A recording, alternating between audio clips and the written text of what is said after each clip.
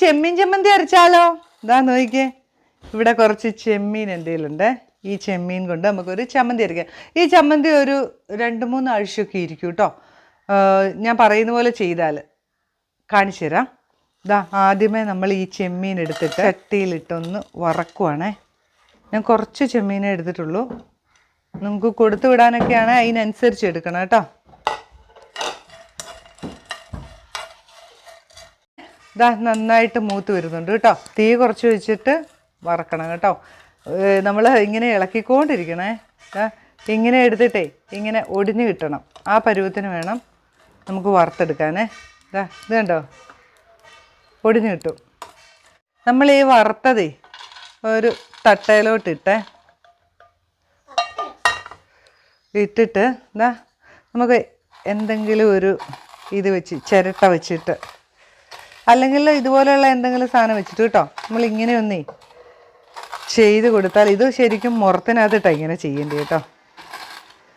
നമ്മൾ ആ കൊമ്പും വാലും ഒക്കെ ഒന്ന് കളയുകയാണേ. ഇനി നമുക്കേ ഇതിങ്ങനെ എടുക്കാം കേട്ടോ. നമുക്ക് മറ്റേ എന്താണ് മുറത്തിലിട്ട് പേറ്റി എടുക്കാനുള്ളതൊന്നും ഇല്ല, കുറച്ച് ചെമ്മീനല്ലേ ഉള്ളൂ.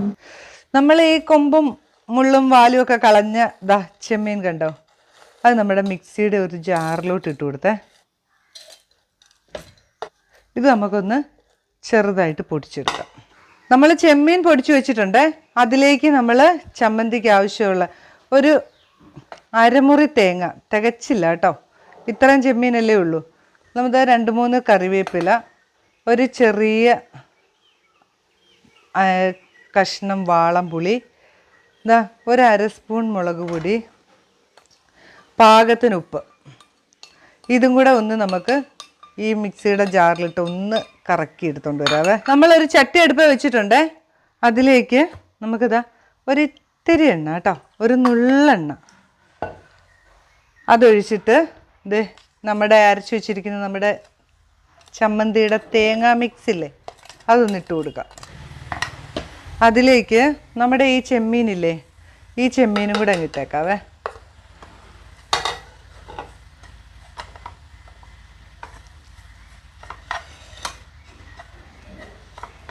ഇത് ഈ തേങ്ങയുടെ ജലാംശം വറ്റുന്നവരെ നമുക്കൊന്ന് ഇളക്കി കൊടുക്കാം.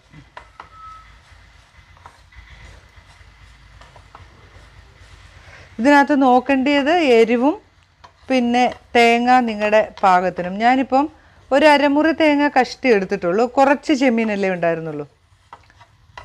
ഇത് വിദേശത്തേക്കൊക്കെ കൊടുത്തു വിടാം കേട്ടോ, കേടാവത്തില്ല.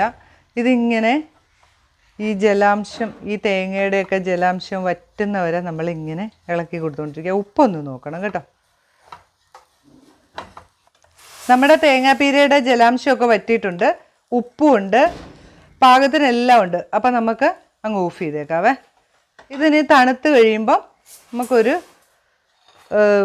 ബോക്സിലോ ഭരണിയിലോ ഇട്ട് വെച്ചാൽ എത്ര നാൾ വേണേലും 3 ആഴ്ചയൊക്കെ വരെ ഓപ്പൺ എയറിൽ കേടാവാതിരിക്കും കേട്ടോ. അങ്ങനെ നമ്മുടെ ചെമ്മീൻ ചമ്മന്തി റെഡി ആയിട്ടുണ്ട്. സ്റ്റൗ ഒക്കെ ഓഫ് ചെയ്തു. ഇനി നമുക്ക് വേറൊരു പാത്രത്തിലേക്ക് മാറ്റാം. ഇത് നമ്മുടെ ചെമ്മീൻ ചമ്മന്തി ഇവിടെ റെഡി ആയിട്ടുണ്ട്.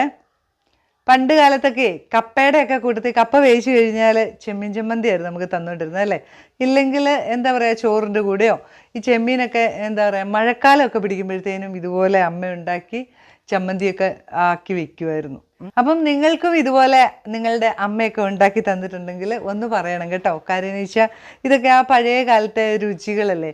ഇതൊക്കെ എന്താ പറയുക പുതിയ തലമുറയ്ക്ക് അറിയാത്ത അല്ലേ, അവർക്കൊക്കെ ഉണ്ടാക്കി നമ്മുടെ മക്കൾക്കൊക്കെ ഉണ്ടാക്കി കൊടുക്കുക. അതുപോലെ തന്നെ എന്താ പറയുക അഭിപ്രായങ്ങളൊക്കെ പറയണം കേട്ടോ. എന്നിട്ട് പുതിയൊരു വീഡിയോയുമായിട്ട് ഞാൻ വരാം. ബൈ.